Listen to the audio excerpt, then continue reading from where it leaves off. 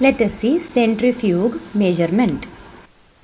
An apparatus that rotate at high speed and by centrifugal force separate substances of different densities.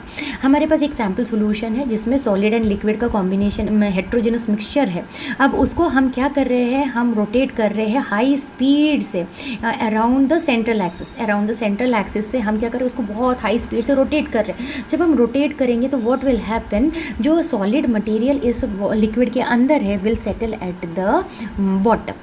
सो यहाँ पे क्या हो रहा है, एक centrifugal force is coming to picture. Because of this centrifugal force the solid material present in the specimen will settle at the bottom which can be use for the further study.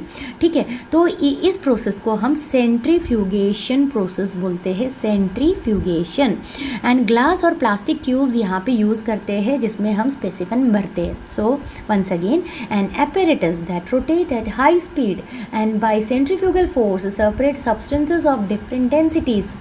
A centrifuge separate heterogeneous mixture of solid and liquid by centrifugation. Centrifugation is a process in which a solution is rotated in circle around a central axis. Glass or plastic tubes are used to place the specimen or sample. The test tube swing into a slanted or a horizontal position with open end towards the axis of rotation. अब समझने के लिए मैं खड़ी हूँ, यानी that is the central axis, और मेरे हाथ में मैंने एक रस्सी में बांध रखा है अदर साइड में स्पेसिमेन, और मैं उसको रोटेट कर रही हूँ. तो I will act as a central axis और ये स्पेसिमेन रोटेट हो रहा है. तो इसमें दो टाइप्स है, एक होता है स्लैंटेड पोजीशन या फिर दूसरा होता है हॉरिजॉन्टल पोजीशन. दोनों कंडीशन में जो ओपन एंड है वो सेंट्रल एक्सिस की तरफ फेस करेगा. The centrifugal force and the gravitational forces act together on the solution. अब solution के ऊपर दो forces at a time act हो रहा है, एक centrifugal force और दूसरा होता है gravitational force. तो centrifugal force क्या करेगा, दोनों को separate करेगा. gravitational force उसको ना settle down करेगा bottom पे. The result, the heavier solid part of the solution settle in the bottom of the tube and the lighter liquid part forms a layer on the top. जैसे सबसे ज़्यादा heavier सबसे नीचे रहेगा, उससे कम heavy वाला उसके ऊपर, उससे और लाइटर उसके ऊपर, एंड लाइक दैट लेयर्स बनते जाएंगे. The test tube swing into a slanted or a horizontal position with open ends towards the axis of rotation. The centrifugal force and the gravitational force act together on the solution. This result, the heavier solid part of the solution settle in the bottom of the tube and the lighter liquid part form a layer on the top. Let us see the types of centrifuge measurement. First is low speed centrifuge, second is high speed centrifuge, and third is ultra centrifuge. First is low speed centrifuge. The low speed centrifuge used for routine sedimentation of heavy particle. जो routine जो sedimentation process के लिए heavy particle के लिए हम low speed use करेंगे. The centrifuge that rotate the sample at a maximum speed of 4000 to 5000 revolution per minute. ठीक है, तो यहाँ पे 4000 से 5000 RPM है.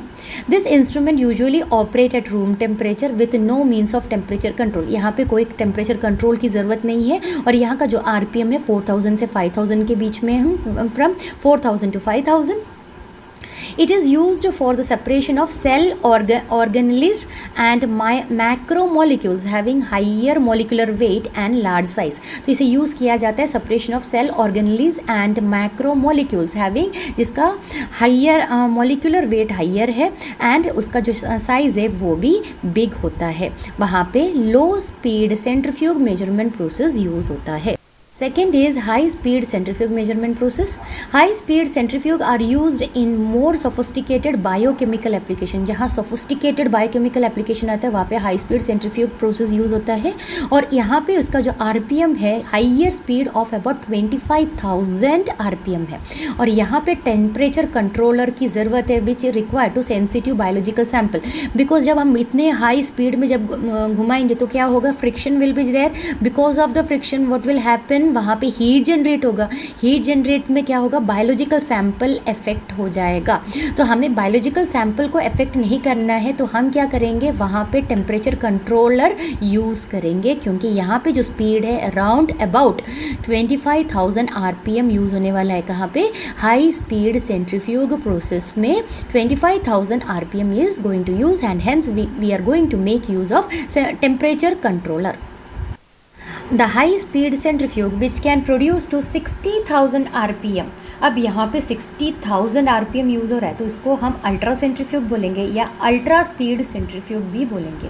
ठीक है, यहाँ पे जो RPM है वो है 60,000। इंटेंस हीट इज़ जनरेटेड, बहुत ज़्यादा heat is generated due to high speed. The spinning chambers have refrigeration system, वो स्पिनिंग चैम्बर को ही हमें रेफ्रिजरेशन सिस्टम से कनेक्ट करना पड़ेगा, अदरवाइज इतना ज़्यादा हीट हो जाएगा वहाँ हम जो भी सैंपल रखेंगे वो पूरा गर्म होकर वो डिस्ट्रॉय हो जाएगा। The separation of molecule using ultra centrifuge is called as ultra centrifugation. Ultra centrifugation was devised by Swedberg in 1920. 1920 में ultra centrifugation came into existence. Ultra centrifugation process is the separation of particles suspended in a solution by rotating them at a high speed in a tube. हमने देख लिया है 60,000 RPM यहाँ पे use होता है in ultra centrifuge measurement. अभी इसका प्रिंसिपल देख लेते हैं, working principle. The centrifuge consist of a motor and a rotor, वहाँ पे मोटर और रोटर दोनों भी है। The sample to be separated is placed on the rotor, हम रोटर के अंदर सैम्पल स्पेसिमेन को रखेंगे ट्यूब के अंदर। The motor makes the rotor to spin, अब जो मोटर रहेगा वो रोटर को स्पिन कराएगा। The spinning produces a force called as centrifugal force, जब स्पिन होगा तो centrifugal force will come into picture. The force which causes a substance a spinning around an axis, ये फोर्स क्या करेगा, वो सब्सटेंस को spinning around an axis and क्या होगा ultimately to move away from the, इसमें क्या होगा सेंट्रीफ्यूगल फोर्स उस पार्टिकल्स को move away from the axis करेगा, सेंटर से करेगा, और इस फोर्स को बोलते हैं सेंट्रीफ्यूगल फोर्स। और ultimately due to gravitational force this particle will settle down. So the centrifuge consists of a motor and a rotor. The sample to be separated is placed on the rotor. The motor makes the rotor to spin. The spinning produces a force called centrifugal force. The force which causes a substance a spinning around an axis to move away from the center is called centrifugal force. The centrifugal force causes the substance to move away from the axis more rapidly. Diagram में हमें angle type centrifuge measurement को दिखाया है।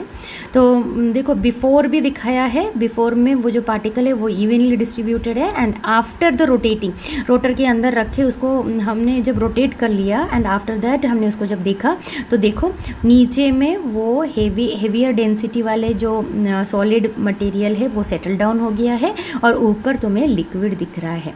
So this is all about the angle type, ये angle type है और ये exactly horizontal अगर होता है तो वो हॉरिजॉन्टल मेथड होता है। So two types are there, one is angle type and another is horizontal type.